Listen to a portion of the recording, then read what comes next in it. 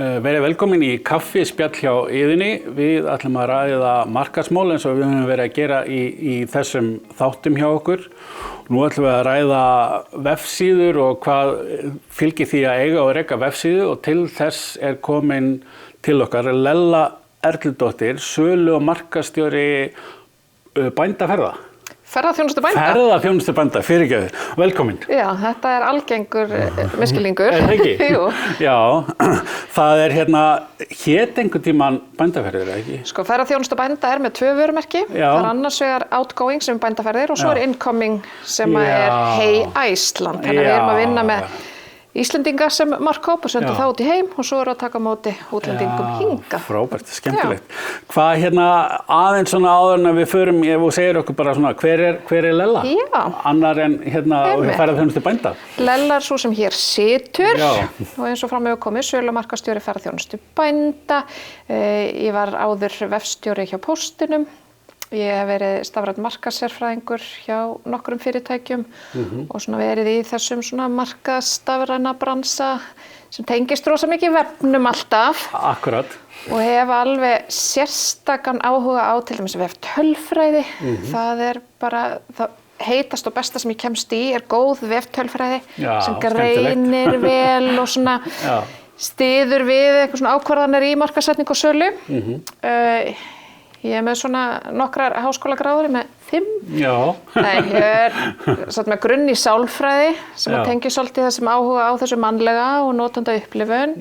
Svo ég með gráðu í blað- og fréttamennsku og þar kemur svona áhuga á texta og miðlun og skrifa upplýsingar fyrir þann sem á að heyra þær.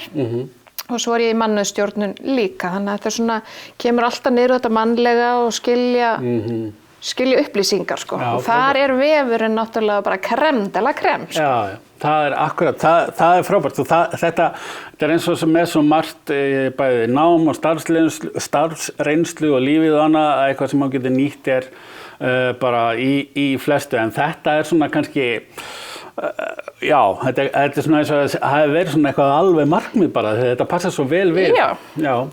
Akkurat, án þess að nokkur hafi lagt upp í þá vegferð þá einhvern veginn þetta svona þessi áhugi minn, miðlun upplýsinga, framsetning, að sá sem á að fá upplýsingarnar, skilji þær og viti hvert hann á að fara næst. Akkurat. Og þá náttúrulega í þessu stafræna umhverfi sem við búum, þá vefurinn grundvöllurinn á svo mörgu. Sko, nú hugsaði 99% af þeim sem á þetta horfa og gerir sig grein fyrir þegar við ræðum vefinn að kannski eitthvað prósent sem að tala heimasíðuna sína. Einmitt. En það kannski ekki endilega kannski umræðuefni hér í dag af hverju en við getum svo sem sagt bara heimasíða hluti af vefnum. Já, heimasíðan svona kannski framsíðan á vefsíðunni. Það heimasíðan, en þegar við tölum vefinn þá erum við að tala allar lendingasíður, allar vörusíður, allar upplýsingasíður sem tengjast þessu léni sem að vefurinn hýstur á. Já, akkurat. Þannig að bara eins og iðan.is, það heimasíða. Það bara allir vefurinn eins og hann leggur sig. Já, akkurat. Hvað nú við kannski að nálgast þetta spjall með það að markmiði að þeir sem eru að horfa að þeir viti hvað þarf að gera til þess að halda sínum vef lifandi og halda sínum vef með það markmiðin sem vilja fá með honum, hvort sem að það sé að fá fleiri skráningar í kvennakórin eða að selja tíma í bremsuskipti eða hvað svo sem það en svona kannski í upphafið mitt, tilgangur og markmið. Það svona þú ferð aðeins yfir það með okkur? Já, vefur núna orðin svona kannski framhliðin á allri þjónustu og verslun núna. Rúmlega 80% þeirra sem að leita sér að þjónustu eða vöru byrja á að fara á veraldarvefinn. Og ef að þú ert ekki með vef sem þar og segir að þú sért með þessa þjónustu eða þessar vörur, þá líklegt að fólk finni þig ekki, vegna þess að þú ert bara ekki í þessari flóru. Þannig að það mikilvægt að vera með vef. En vefur getur verið alls konar. Vefur getur verið bara einföld heimasíða sem segir Lella gerir svona, hringdu. Það þarf ekkert að vera flóknar en það. En vefir geta líka verið upplýsingasíður eitthvað sem skiptir þig og viðskiptavininn þinn máli. Þetta getur verið góðgerðafélög, geta verið með upplýsingar eða þjónustu. Þetta geta verið bókanir í ýmsa þjónustu. Þetta geta verið sala á vörum.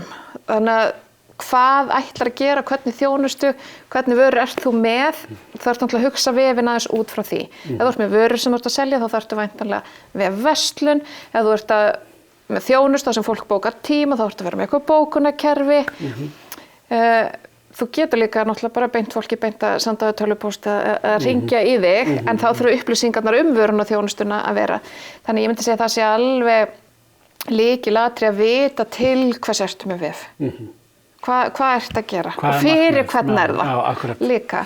Það að þekkja svolítið fólkið þitt, hver að kaupa vöruna þína, hver að kaupa þjónustuna þína, hver ætti að lesa upplýsingarnar fyrir hvern skiptir þetta máli, þannig að þú þarft að vita það svolítið og þá rosa gott að byrja á að setja upp, ég vil að vefurinn minn sé þjónustuvefur, hvað felst í því?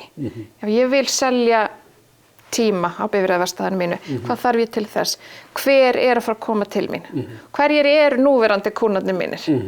Og hversu líklegt að þeir fara á vefinn? Hvernig nægja þeim inn á vefinn? Og svona, það líka að þekkja lingóði sem að þinn markhópur að tala og vefurinn þarf að vera skrifaður út frá honum, lesandanum. Þannig að klárlega markmið og tilgangur og framtíðarsýn. Þarftu að vera með það. En það einmitt kannski eins og þú segir hvað þú vilt að fólk sem kemur inn á vefinn, við viljum fá fram hjá því hvað markmiðið okkar er. Þegar við erum í þessari vinnu, þá líkt með aðra vinnu að við erum búin að sjá fyrir okkur að þetta sé á ákveðin hátt eða gerir svona, en svo verða engin viðskipti. Þá það kannski, það ekki að við erum búin að sjá hlutin á allt annan hátt heldur en viðskiptavinur? Jú, mjög oft það þannig og ef við höldum bara áfram að taka þetta bifvélaverkstæði sem við tókum sem dæmi áðan, hann búin að ákveða að setja upp vef og hann ætlar að útskýra ákveðna hluti varðandi bílaviðgerðir svo fólk skilji hvað þjónustu það á að fá og hann vill fá bókað tíma og hann búinn að skrifa í löngu máli kannski á forsíðunni allt spliftong og gengur og allt sem til þarf. En ég sem á minn bilaða bíl, ég lendi þarna inni, ég skil ekki spliftong og gengur og vefurinn segir mér ekki hvert ég á að fara næst eða hvert ég á að smella til að bóka tíman eða hvernig ég fæ frekari upplýsingar og þetta köllum við notanda upplifun. Ég myndi bakka út af þessum vegna þess að ég skil ekki hvað ég á að gera. Ég skil ekki til hversu vefurinn ætlast af mér sem notanda. Þannig að við sem eigum vefina þurfum að passa upp á að ferlið í gegnum þá sé skiljanlegt, upplýsingarnar séu skýrar. Ég get skrifað allt spliftong og gengju, en kannski væri betra að það væri í köflum og kannski í punktaformi og kannski þú smellir hér og fáir að vita meira til þess að vita hvað notandinn, lesandinn, þinn viðskiptavinur vill. Þú þarft svolítið að tala við hann. Þú þarft að vita að hverju ert þú að leita, hvernig þjónustu þarftu og hvaða upplýsingar viltu hafa. Og þegar við erum að setja upp vef þá líka rosa gott að hafa notandan með á kantinum og spyrja, nú ég búin að setja þetta svona, hvernig líst þér á þetta? Finnst þér þægilegt að finna upplýsingarna sem þú þarft? Og þetta jafn mikilvægt fyrir litla vefi eins og fyrir stóra vefi. Af því þetta þjónusta og upplýsingar, skiptir ekki máli hversu margar lendingar síðan eru undir. Nei, akkurat. Maður hefur oft heyrt alveg minnst á notendaprófanir og fólk fær kannski eitthvað svona smá í bakið, halda að sé stórt og mikið ferli. Notendaprófun getur verið að fá, Siggu frænku eða annan frænda, einhvern sem að lýsi markhópnum, eða ekki til þess að og þú jafnvel stendur bara og horfir yfir öxlina á viðkomandi?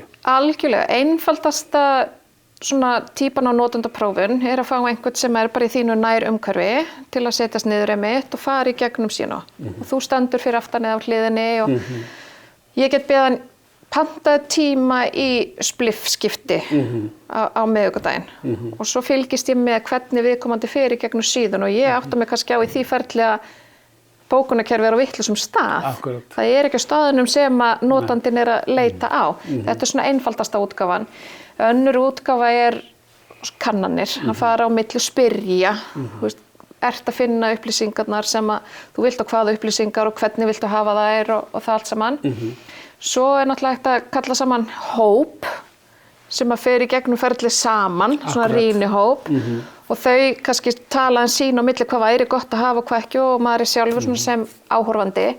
En svo líka hægt að kaupa þjónustu, þar sem þú færð fólk til að fara í gegnum allt ferlið eða vefinn þinn og svo fær maður einhverjar skýrslur út úr því en það þarf ekki að vera svona flókið, það þarf ekki að kosta neitt. Þú veist, oft bara bestu upplýsingarnar þegar þú ert að fylgjast með einhverjum, jafnvel þér nákomnum, en þá er líka svo auðvelt að spyrja, af hverju smeltur ekki hér? Já, akkurat. Þú veist, ég hefði haldið allir myndu smella hér, en veist, af hverju gerur það ekki? Og þá færðu útskýringuna því, það er vegna þess að hann er blár, ég hefði gert að hann verið rauður hnappur, þú veist. Og þá getum við brugðist við því. Og jafnvel núverandi viðskiptavini eða vart með? Algjörlega, og það er rosa gott að taka alltaf púlsinn á núverandi viðskiptavinum, til dæmis þeir sem að bóka þjónustu í gegnum vefinn, það er gott að fylgja því eftir að spyrja hvernig fannst okkur? Ef það er nýr viðskiptavini til dæmis, hvernig fannstu vefinn minn og hvernig fannst þér að fara í gegnum ferlið? Og þetta er svona aðgengilegt, þú ert með þetta fólk nú þegar í kringum þig, það er svo auðvelt að spyrja, en það er líka rosa auðvelt að gera fólki upp hugsanir og hegðun og halda það sér svoleiðis. Já, akkurat. Og svo hannar vefinn bara alveg út frá því og þjónustuna en það hendar engum vegna þess að það var ekki það sem að fólk vildi.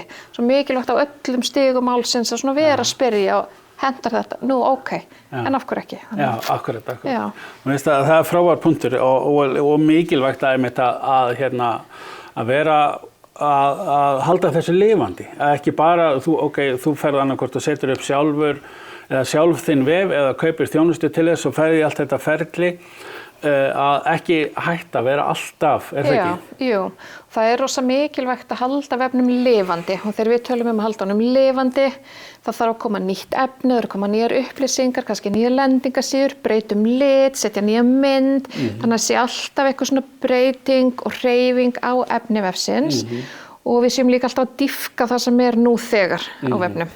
Ef ég er búin að skrifa æðislega frábæra grein spliftöngugengjur sem að bara margir er að lesa og upplýsingar sem henta mörgum, þá er það líka upplýsingar til mín að ég get skrifa aðra grein spliff og aðra grein gengjur. Og svo get ég tekið aðra grein það hvernig ég nota gengjur. Við getum alltaf farið lengra með góðar upplýsingar. Það að fylgja svona kannski hönnunartrendum er líka mikilvægt, bara vegna þess að augun okkar, þau venjast ákveðnum hlutum og okkur líður vel ef eitthvað er fallegt og svona stílhrein og gott, þannig að ef ég dett inn á vef núna sem var hannað 1993, þá bakka ég bara út. Það er upplýsingar það að fólk er ekki að fylgja, bara tækni þróun og annað, þeir hafa ekki verið að hugsa vefinn sinn af alúð og þá er mín upplifun sem notanda, það er ekki verið að hugsa mig sem notanda þjónustunar. Akkurat. Þannig að þá bara bakka ég út. Fyrir utan það hversu illa maður rankar, hvar maður kemur í listanum á Google og öðrum leitavélum. Já, akkurat. Ef efnið er ekki nýtt og ef það er ekki alltaf eitthvað svona að gerast. Já, akkurat. Og það getur líka verið bara upplifunin þegar að þú kemur á vef og greinin spliftgengu stendur 17. mars 2001, skilur. Þó að ekkert hafi breyst, þá samt þarf að uppfæra greinina og breyta, ekki bara breyta dagsetningunni, heldur kannski fara yfir hana og breyta efnið til þess að bara aftur uppfæra til þess að sé passi við tíðarandana. Þetta sé ekki, að því að ef þú lendir inn á að leita upplýsingum og það stendur að það sé síðan 2001, þá mögulega færðu. Já, fær maður þá tilfinninguna að það sé ekki nýjar upplýsingar og það getur svo margt hafa breyst frá 2001 í þessari þjónustu. Kannski eru allir farnir að nota doink með spliffinu sínu, en það er ekkert í þessari grein og og mjög nærtækt dæmi er úrferðarþjónustu á Íslandi. Við eigum til dæmis eina svona rosastóra bloggrein sem að skilar frábærum heimsóknum, hún er mjög framarlega í leitavélum, algjörlega frábær grein, ein og sér. Við vitum alveg hún lifir og hún skilar sínu, en við þurfum samt alltaf reglulega að fara yfir hana og athuga hvort upplýsingarnar séu viðeigandi. Erum við með nýjasta áfangastaðinn sem er að trenda? Er hann þarna inni? tímastimpillinn, er hann 2001 eða er hann 2023, það skiptir mann máli þegar maður lendir hann inni, að maður sé að lenda á nýjum ferskum upplýsingum, eru nýjustu fallegustu myndirnar, eru við að nýta metalýsingar og allt texta og alls konar flókin orð sem að enginn skilur nema þeir sem lifa og hræri í þessum. Förum yfir það í öðru myndbandi. Akkurat. En það líka akkurat þetta einmitt. Það hluti breyta sem að við kannski verðum ekki alveg var við, áttum okkur ekki alveg á. Við getum verið að vitna í mannesku eða viðburð og þá kom svo í ljós að þessi manneski var ekki öll það sem hún var séð, bara eitthvað sem gerist oft eða það brýst út stríð einhvers staðar og svo framvegis. Þannig að það verður að passa upp á að þetta stuði ekki algjörlega.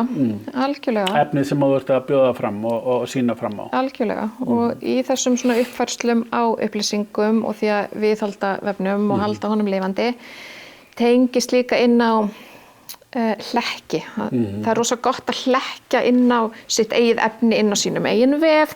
Það er líka gott að hlekja á efni sem liggur fyrir utan þinn vef ef það eru traustir aðilar. En þarna gerist það rosa ofta hlekkir brotna.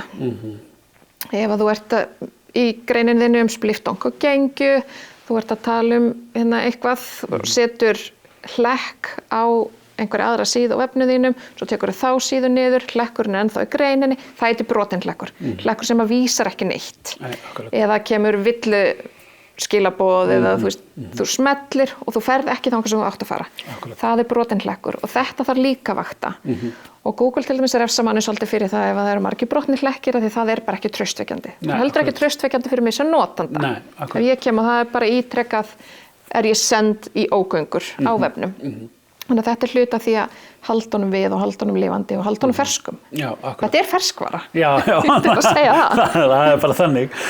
Mér kannski að fara aðeins inn á að því þú myndist á hönnun og slíkt og þá upplifun sem þú ert að sjá og vekja traust og annað sem að kannski ekkit endilega erfiðasti hluti í heimi en fólk kannski áttar sig ekki alveg á að ef þú ert til dæmis með samfélagsmiðla, ef þú ert með póstlista eða auglýsingu í bæjarblaðinu eða hverfisblaðinu eða eitthvað og vefinn að nota liti, letur,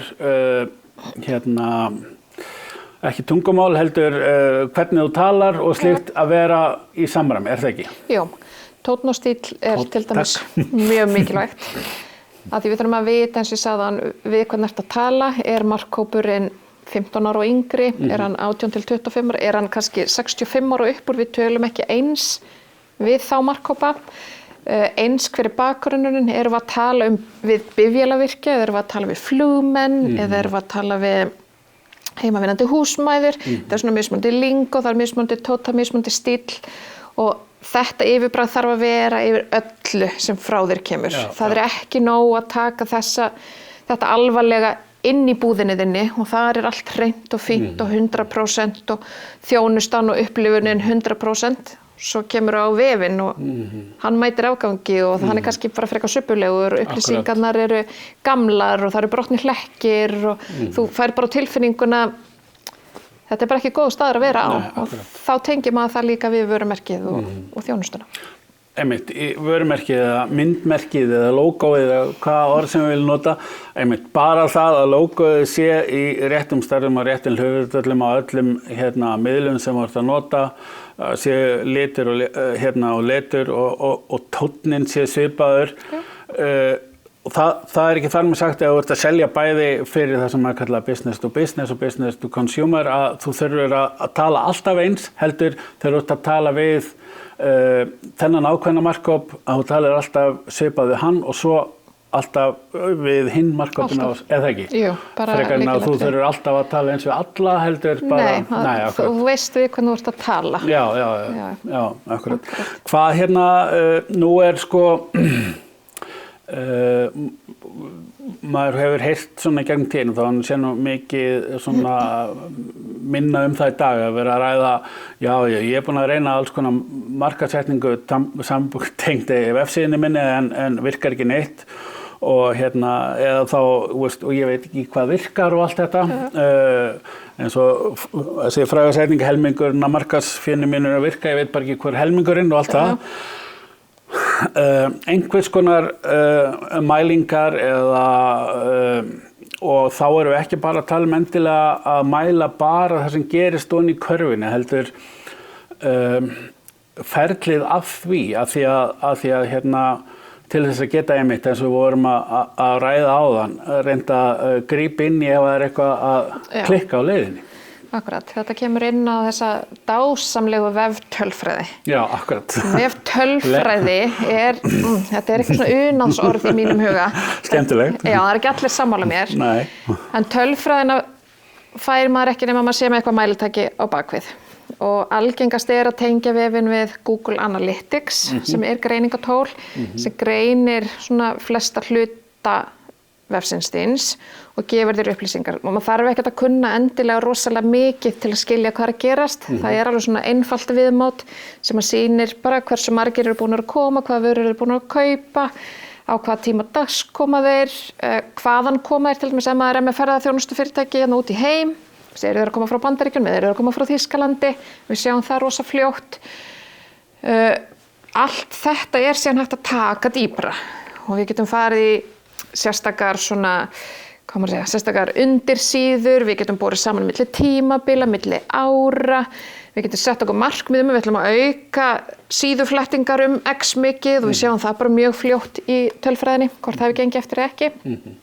En á sama hátt getum við sagt að við ætlum að ánefna svona miklu markaðsbudget í svona herferð og mælikvarðinn á að vera þetta og við sjáum bara hver salan hefur verið og ávinningurinn. Til þess þarf svona smá extra plugin, tengingu inn í Analytics, en tölfræðin segir okkur svo margt hvað þeir sem komin á vefinn að gera, hvar stoppa þeir og ef þú ert með vörukörfu, hvar detta þeir út, hversu margir fara inn í körfuna af þeim sem koma inn á vefinn. Það ásættanlegt hlutfalli, viltu hafa það meir, viltu hafa það minna, viltu að þeir taki eina vöru eða viltu að þeir taki 5 vörur, hvað algengast? Veftölfræðin segir það. Já, akkurat. Og þó svo að þú kunnir ekki, eins og þú segir, þetta einfalda viðmát. Það bæði fyrstilega hægt að kaupa þjónustu að setja þetta upp í fyrsta skiptið, kenna þér kannski einhver grundvallaratriði. Þú getur mögulega ef þú ert ekki í þessu svona bara tengt þetta við bókarðin eða einhvern að þú þarft að kaupa þjónustu í honum x ofta ári, að það einhverjir tímar ári sem að þú bara kaupir hjá vefgreinanda sem að segir þér bara, það ekki? Algjörlega. Já. Og það getur verið einhver lítill aðili og kannski ert að kaupa bara einu svona ári. 1-2 tímar, fara yfir, bara lesa í vefinn, hvað þýðir það sem var verið að gerast, hvað ætlum við að gera með það, hvaða skref getum við tekið til að bæta það í einhverju átt sem við viljum fara. Þú getur líka verið hjá einhverjum stórum aðila sem að bara vakt og svona eins og hafa vefinn þinn í gjörgæslu og veit allt sem að gerast. Kannski viltu hitta hann vikulega, kannski ertu að heyra í þeim daglega, en fyrir svona hinn almenna þá kannski mánaðarlegur stuttur fundur til að fara í bara hvað var að gerast í þessu mánuði. Þú veist, það eins og við viljum hafa það. Eða voru að koma upp einhver flögg, voru bounce rateið sem segir okkur hversu margar heimsóknir koma inn og fara og koma aldrei aftur. Það allt í norður rosalega hátt? Vefurinn orðinn á einhvern hátt fráhrindandi? Vefur sem að heimsóknir á venjulega verið 2 mínútur inn á, allt í einu komin bara 20 sekúndur, hvað hefur gerst þar? Þannig það er svo auðvelt að lesa þetta fyrir einhvern sem þekkir, en það er líka rosa auðvelt fyrir alla að læra þessi örfáu orð sem þarf til að skilja hvað greinandinn að segja. Og líka þegar maður er farin að skilja orðin, þá er auðvelt að kíkja þarna inn og sjá svona það sem maður þarf að sjá.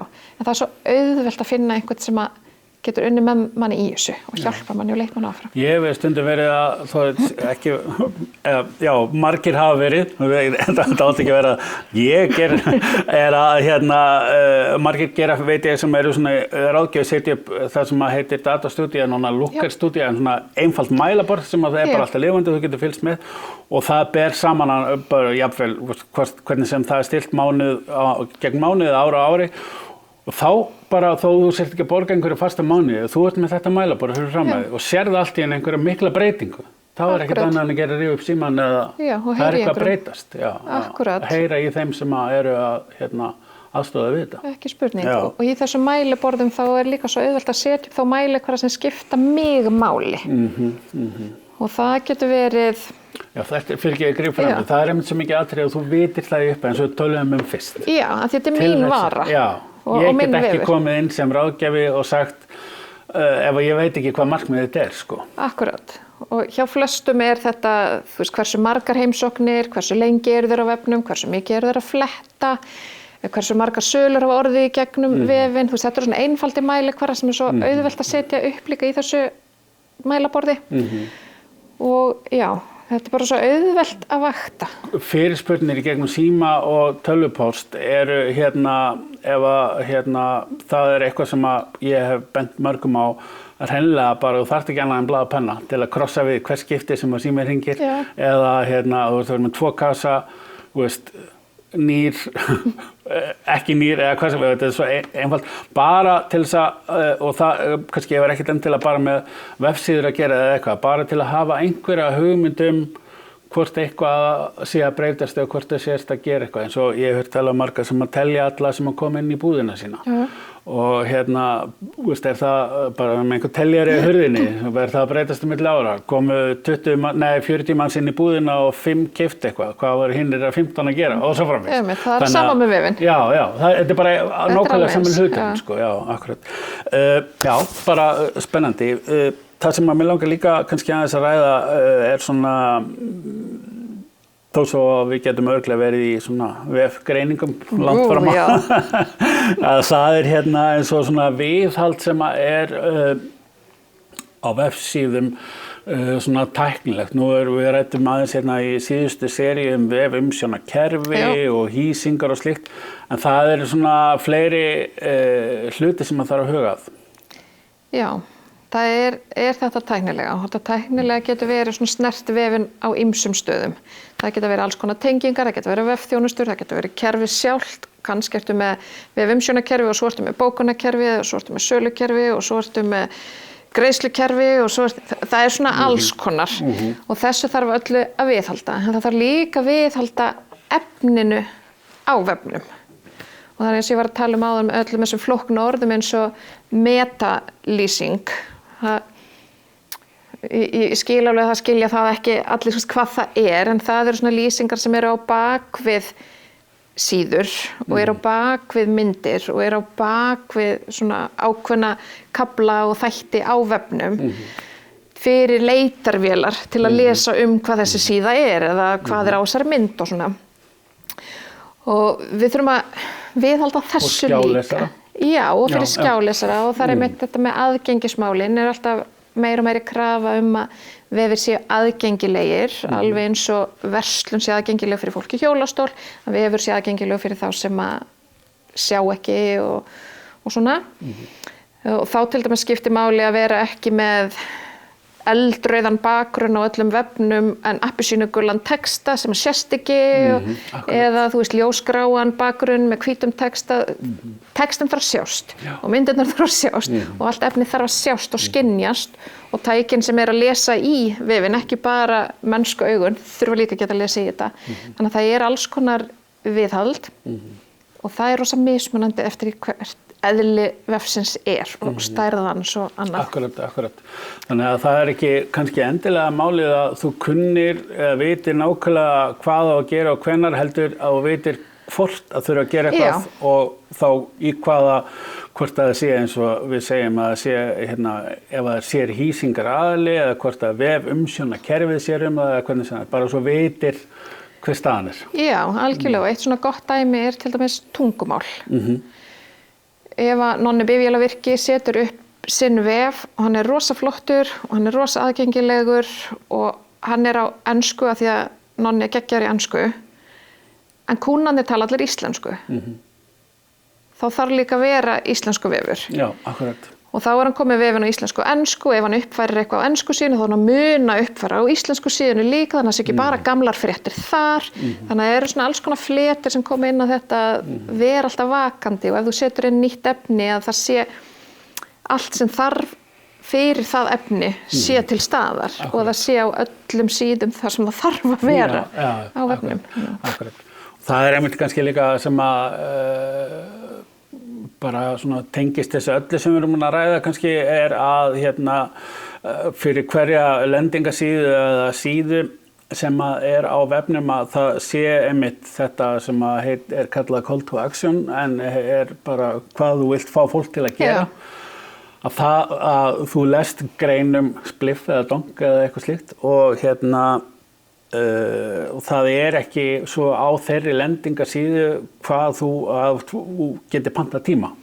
Nei, og einmitt að þetta sé í lagi á öllum síðum og einmitt að þegar það þarf að viðhalda þessu að þetta brotni ekki eins og vorum að tala á neinni síðu, þannig að þú þarft að fara alls þar. Nú til alls konar tól og tæki sem að geta hjálpað þér við að eins og Google Search Console sem að getur stilt þannig að það lætur vita að brotin hlekkur, bara tölvupósti og annað slíkt. Þannig að þetta svona bara einmitt eins og með bílinn og setur upp í gluggann að fara með hann í smur í 45.000 eða eitthvað að vefurinn þannig að þú þarft ekki endilega að smyrja hann og þú ert bara að vita að það þarf að gera. Já, það þarf að smyrja, akkurat. Akkurat, það nefnilega lykilatriði. Það eru svo margir sem að horfa á vefmál og þetta stafræna og bara fyllast ótta. Já, akkurat. Vegna þess að þeir eru ekki vanir þessu umhverfi, skilja ekki alveg hvað að gerast, skilja ekki hvað vefþjónusta að gera, við hvað það til hvers þetta allt saman, skilja ekki alveg lingóið og það geta endilega forsendur eða löngu til að setja sig inn í það en vita samt að þeir þurfa eða vilja hafa vef. Já, akkurat. En þá svo mikilvægt að vita þetta, það bara fullt af fólki sem sérfræðingar í því og það getur haldið í höndina á þér og það getur leitt í gegnum þetta og það getur matreitt þetta allt saman fyrir því. Þess maður aldrei einn. Nei, akkurat. En það mikilvægt að leita sér aðstofar þar og þegar þarf. Það ekki gott fyrir mig að fara að smyrja bílinn minn. Nei, akkurat. Þú veist, ég veit ég fyrir til sérfræðinga með það mál. Já, akkurat. Það frábær punktur.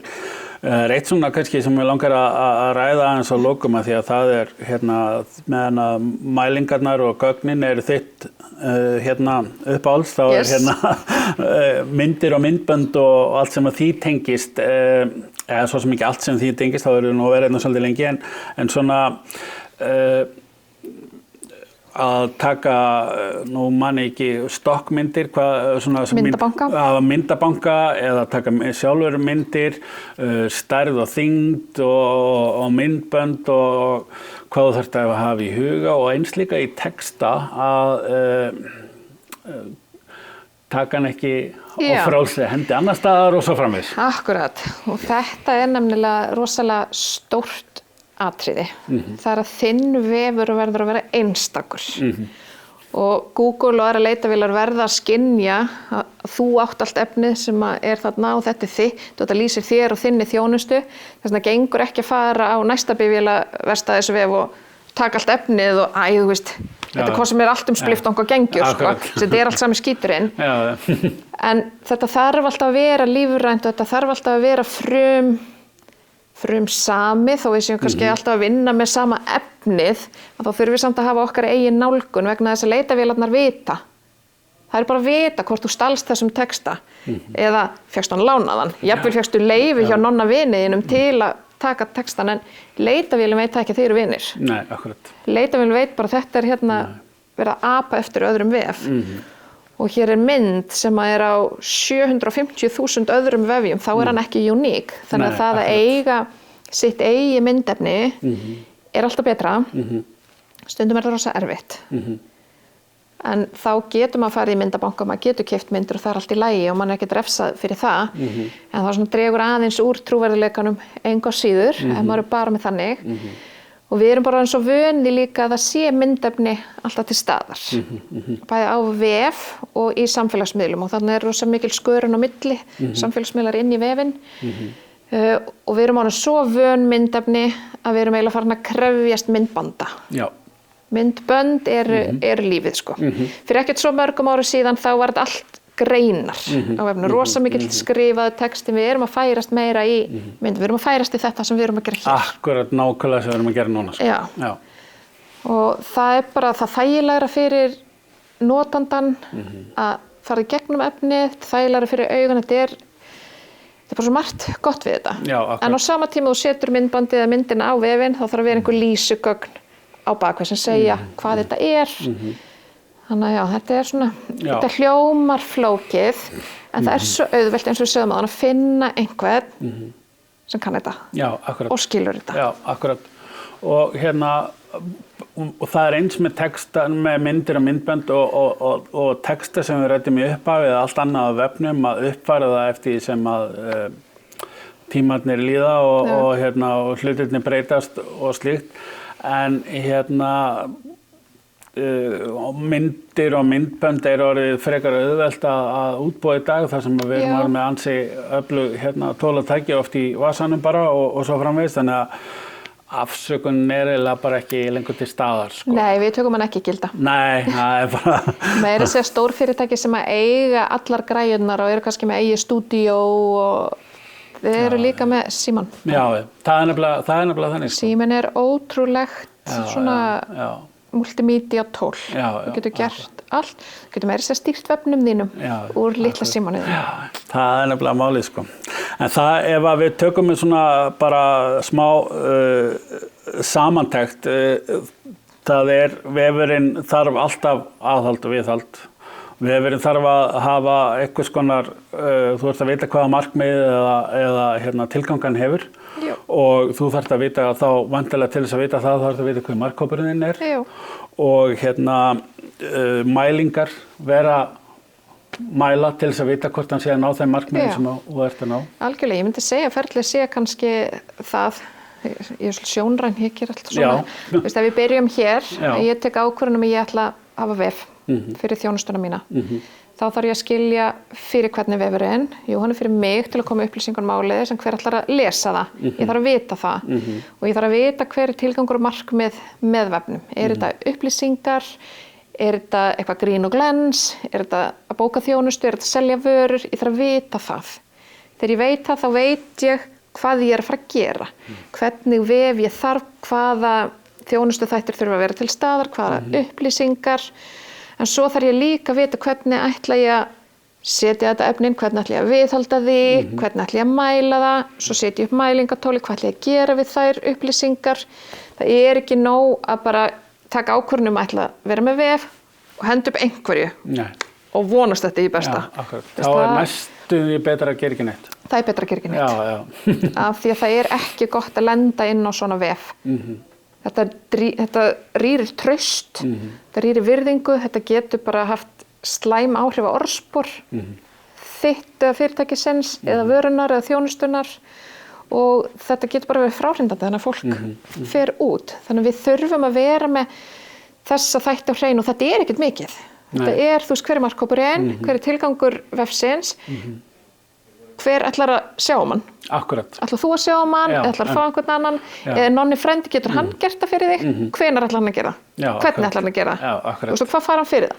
Allt þetta, við þurfum bara að vita skrefin. Þetta er ekki flókið. Nei, þetta er bara, einmitt, þetta er eins og með allt. Þetta er svona, svo sem að fara í ræktina og gera eitthvað og fara stundum í ræktina og eitthvað frekar en að vera, ég fer þessa dag og ætla að gera þetta og svo framvegis eða hvað sem það er. Ef það er eitthvað skonar plan, dagskrá eða eitthvað þá verður árangurinn eftir því. Já, og þá er líka auðveldara að vita hvaðan maður kom, hvert maður er kominn og hvað er framundan. Já. Þú veist, lyftiru 5 kílóum í upphafi, nú ert að lyfta 30, þetta langar í 50. Já, akkurat. Veistu bara hverju vörðunar á leiðinni. Já. Lella Erludóttir, takk kærlega fyrir. Það var alveg stórgott og bara enn og aftur. Takk kærlega fyrir og bara gangi þér sem allra best. Ég bara takk og sömuleiðis.